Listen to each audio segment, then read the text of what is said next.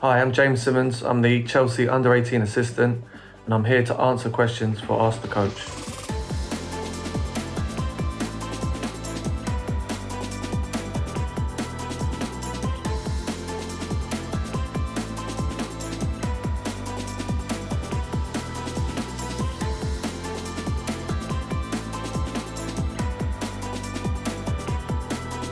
Firstly, the Glenn Hoddle Academy was a brilliant experience, but why I was lucky to experience it was because it was run by top ex-professionals who were brilliant in their day, but also top coaches who were also top people. So they were Glenn Hoddle, John Gorman, Nigel Spatman, and Dave Besant, and they all had strengths that I've taken into my coaching when I look back. But Glenn in particular, his knowledge and his way of thinking was at a different level. And I remember one day I was in a training match, and I beat my man in midfield, and I played a through ball through to the striker, and he's through on goal, and I'm thinking, he's in, he's going to go and score. And last minute, the defender recovered and made a last-ditch tackle and won the ball. And Glenn stopped the session. And I thought, okay, I wonder why he stopped it. And he starts walking over to me and went, "Simmo, that was your fault." And I'm thinking, how's that my fault? And he said, listen, he stood next to me. He said, "This was your pass." And he plays a pass with the inside of the foot, which was exactly the same as mine, into the striker's path. He said, "Now this is the next level." And he played a pass with the outside of his right foot. And he said, "Now what you need to do is make sure your through ball goes away from the defender so he has no chance of recovering back in and making a last-ditch tackle." He says, "Yours did." So I thought, wow, that's the next level. And, that fine detail is something that I look to take on board with my coaching. And then you had John Gorman. So, John was brilliant. All the players loved John. He was such an energetic guy, really nice guy. But what I realised once I left was that he was such a master at sensing the mood of the group. So John was brilliant at knowing when to put a fun session on for the lads and when to be disciplined and take things extra serious. And I think that's something that I've also taken on board, because when he was serious, it had so much more effect because he chose his moments well. So sussing the mood in the group and in players is a big key in man management.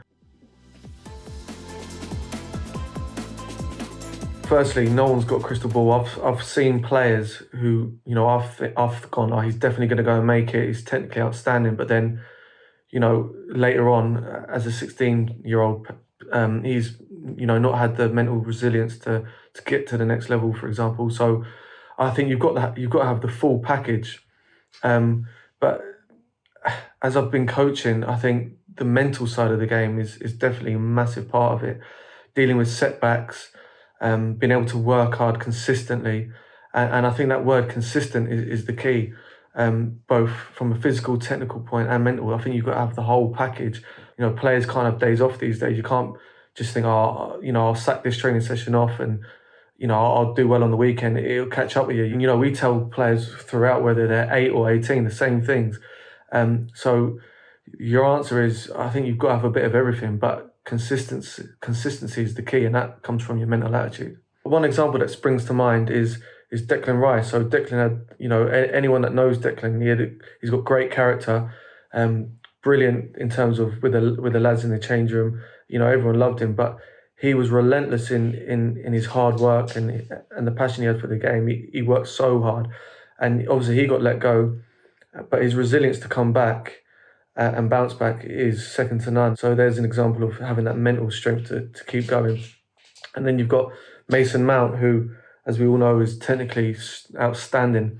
And anyone at the academy will tell you that he was non-stop, left foot, right foot, practicing free kicks after training. So he's an advocate for hard work, for sure, in mastering his craft. And then someone like Reece James, he would do sessions before the session to help him get to a physical level. And mixing that with his technical ability, he's so consistent. Look at his crossing, and that's no fluke. That's from hours and hours of practice. So, I think them three are brilliant in terms of the examples to have consistency, but also hard work. But they all had the mental strength.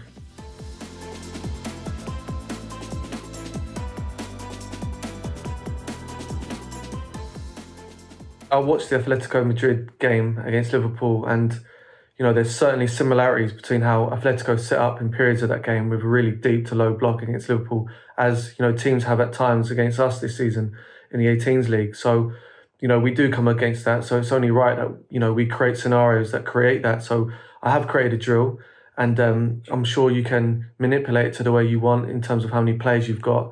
That shouldn't be a problem. And here it is. Have a look, and I hope it goes well for you.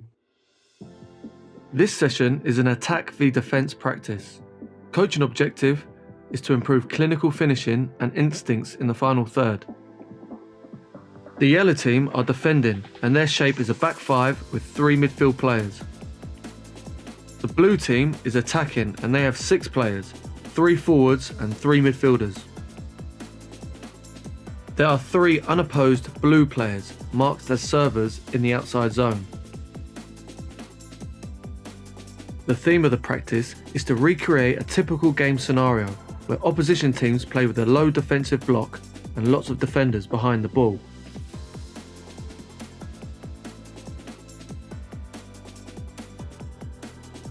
The goalkeeper starts the practice by striking the ball to either of the servers.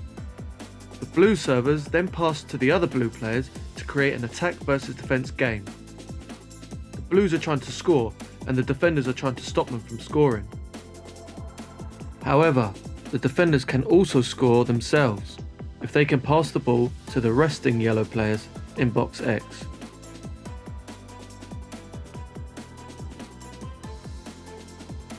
Although the coach is encouraged to paint pictures and ideas such as playing quick 1-2s, overlaps and underlaps, jacks, and promoting getting shots off early, clever movement is also encouraged.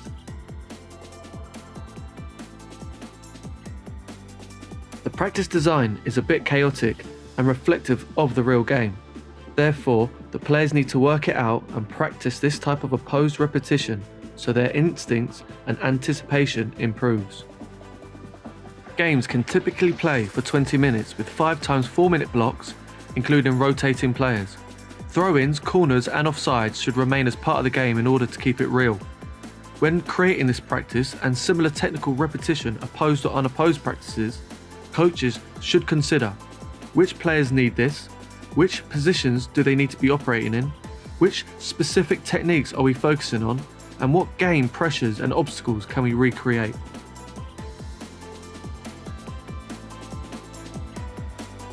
To see the full Q&A and for more exclusive content from top-level professional and academy coaches, subscribe to the Coach's Voice Academy at academy.coachesvoice.com.